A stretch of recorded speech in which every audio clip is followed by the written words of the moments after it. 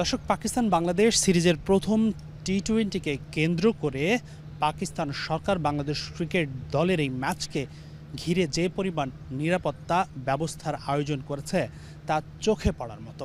অতীতে কোনো সময় বাংলাদেশ দলকে এত কঠোর নিশ্ছিদ্র নিরাপত্তা দিতে অন্তত আমি দেখিনি কিংবা শুনিনি, সেটা হলফ করেই বলতে পারি।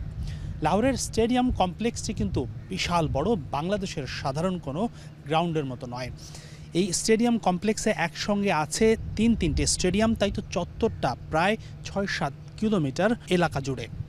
পুরো এলাকাটায় আসলে একটা নিরাপত্তা প্রাচীর দিয়ে বেষ্টিত এবং প্রতিটা জায়গায় নিরাপত্তা কর্মীরা গিজগিজ করছে আপনি বলতেই পারেন।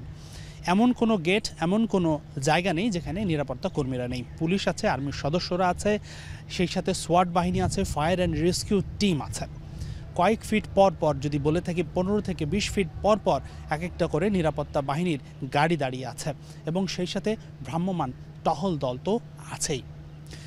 এই পরিমাণ নিশ্ছিদ্র নিরাপত্তা ব্যবস্থা দেখে যে কেউই নির্ভর হবে সেটা হলফ করে বলাই যায়। দর্শকরা যখন মাঠে ঢুকবে বা মাঠে ঢুকছেন তাদেরকেও কঠোরভাবে তল্লাশি চালানো হচ্ছে। একদম স্টেডিয়াম এলাকায় ঢোকার সময় এক দফা তল্লাশি হচ্ছে, আবার যখন মূল স্টেডিয়ামের গ্যালারিতে যাবে সেই জায়গাতেও আরেক দফা তল্লাশি করা হচ্ছে। সব কিছু মিলে পাকিস্তানের নিরাপত্তা ব্যবস্থা দেখে কোনো প্রকার কমপ্লেইন বা গাফলতি কিংবা ভুল ধরার কোনো সুযোগই নেই। এক কথায় একেবারে নিশ্ছিদ্র নিরাপত্তা ব্যবস্থা। তবে এই সব কিছুই সফল হবে যখন বাংলাদেশ দল মাঠে ভালো পারফর্ম করবে আর দর্শকরা দেখতে পারবে প্রাণবন্তকর জমজমাট ক্রিকেটীয় উন্মাদনা। হাসানুর রহমান, যমুনা স্পোর্টস, লাহোর, পাকিস্তান।